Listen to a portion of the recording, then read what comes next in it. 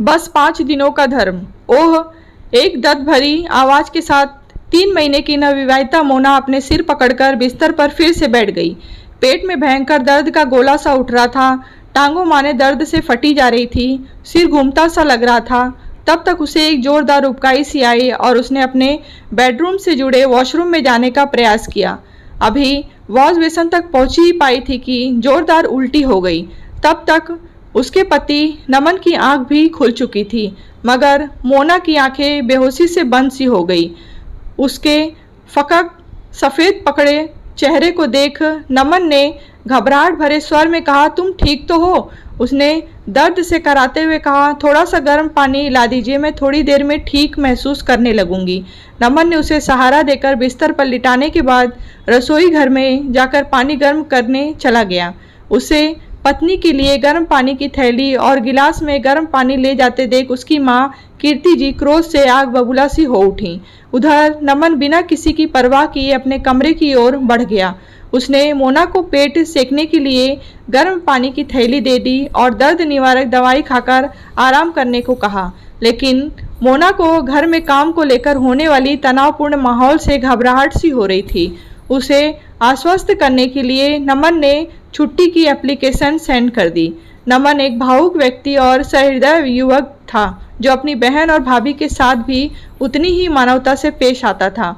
उस समय उसके स्वभाव की भूरी भूरी प्रशंसा होती, परंतु शादी होने के बाद कुछ समय बाद ही मोना के मुश्किल दिनों के में होने वाली तकलीफ़ों ने उसे अपने ही घर में जोरू के गुलाम का बना डाला था।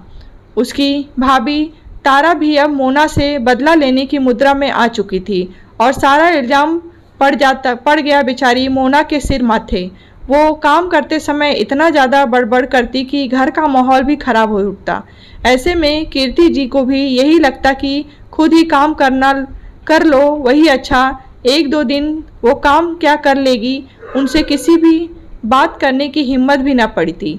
उस दिन वो भी खाना बनाने के बाद मुंह फुलाकर लेट गई, मगर गेट खुलने के बाद अपनी बेटी रूबी की चहकती सी आवाज़ सुनकर उठ बैठी। उनके गले में अपनी दोनों बांह डालकर उसने बड़े लाड़ से कहा, मम्मी क्या बात है, आप यूँ आंगन में ऐसे मुंह फुलाकर क्यों बैठी हो? रूबी दूसरे शहर में रहकर MBBS के प्रथम वर्ष की पढ़ाई कर रही थी और कई महीने बाद घर आ पाई थी। तो और क्या करूं, इस उम्र में भी अगर घर में खटना पड़े तो गुस्सा नहीं आएगा क्या? कीर्ति जी ने तमतमाते हुए जवाब दिया। पर हुआ क्या है? और बड़ी भाभी और मोना भाभी दोनों कहाँ हैं जो आप इतना उखड़ रही हो?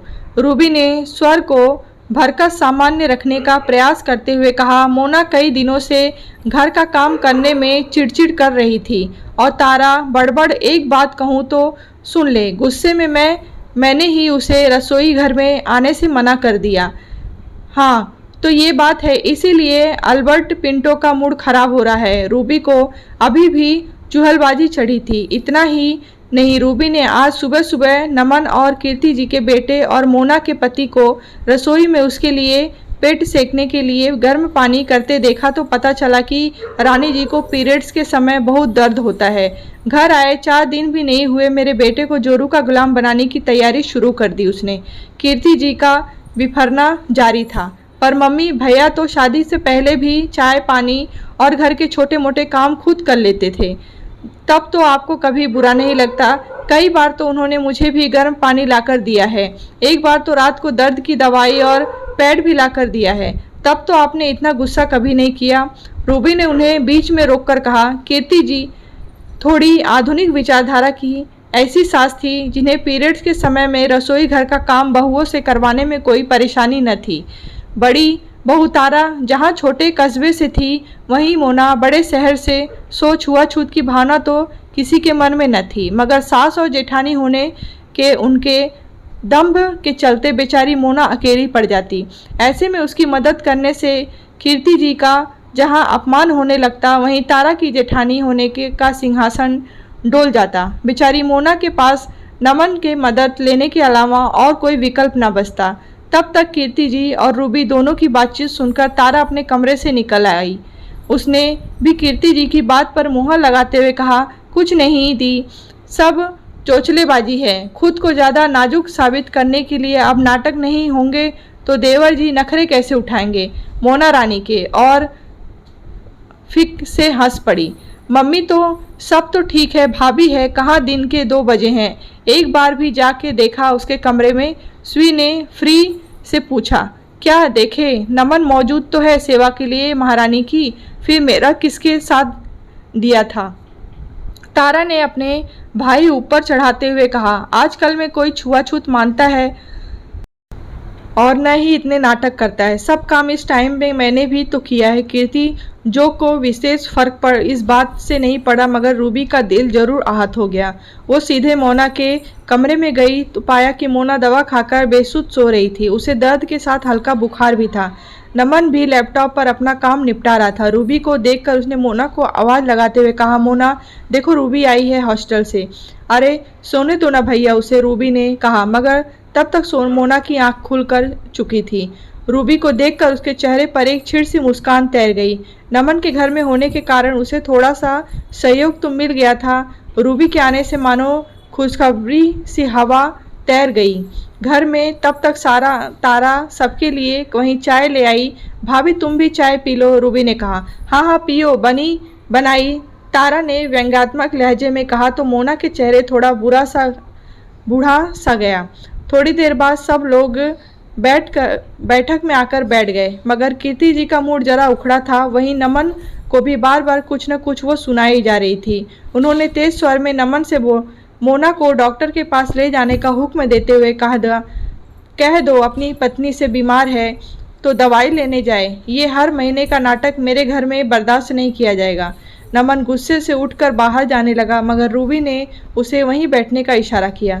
बीच में ही अपनी माँ को रोकते हुए कहा, मम्मी माना कि आपके हिसाब से इस समय भी पहले की तरह ही भाभी को सारा काम सामान्यतः करना चाहिए, लेकिन अगर किसी किसी को तकलीफ होती है तो यूँ तानकशी का क्या मतलब हुआ भला। जिस पर पड़ेगी वो तो गुस्साएगा ही ना, रूबी उन्होंने उत्तर दिया।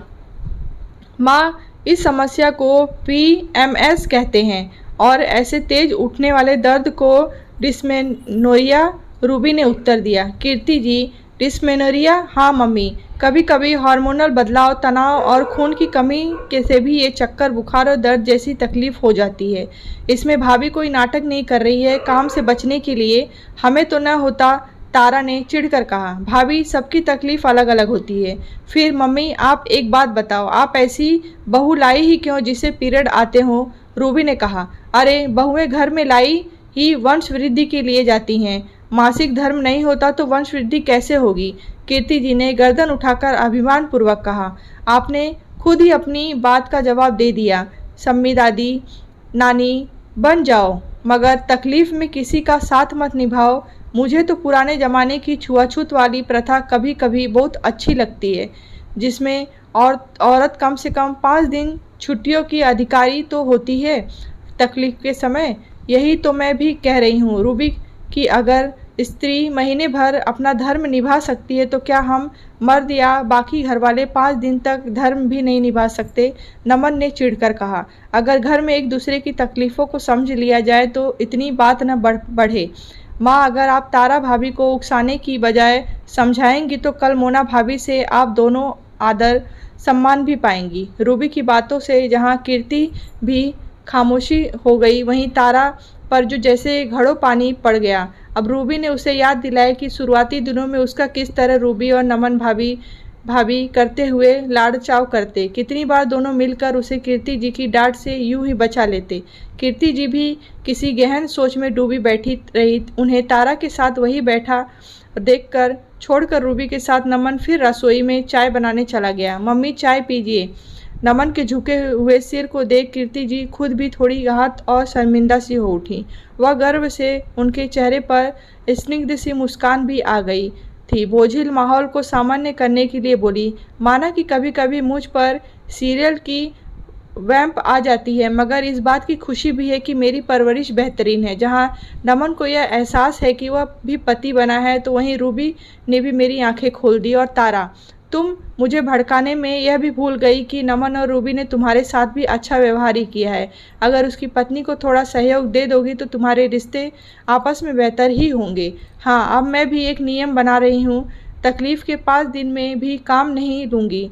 तुम दोनों से रसोई में सहयोग दूँगी, तुम दोनों की छुआछूत नहीं, आराम से चलते मुश्किल समय में काम करो, पर उतना ही जितना आराम से कर पाओ। रात को जब कीर्ति जी खाना लेकर मोना के कमरे में गई तो गर्म पानी के साथ हींग, अजवाइन और काला नमक देते हुए स्नेह भरे स्वर में बोली, इसे खा लो मोना, मेरी माँ भी देती थी बचपन में।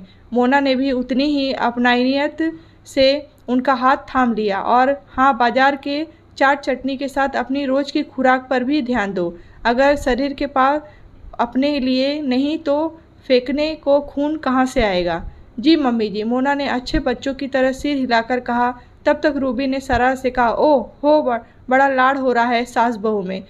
चुप, सिर्फ माँ कीर्ति जी ने बनावटी क्रोध से कहा, लेकिन इस बार घर का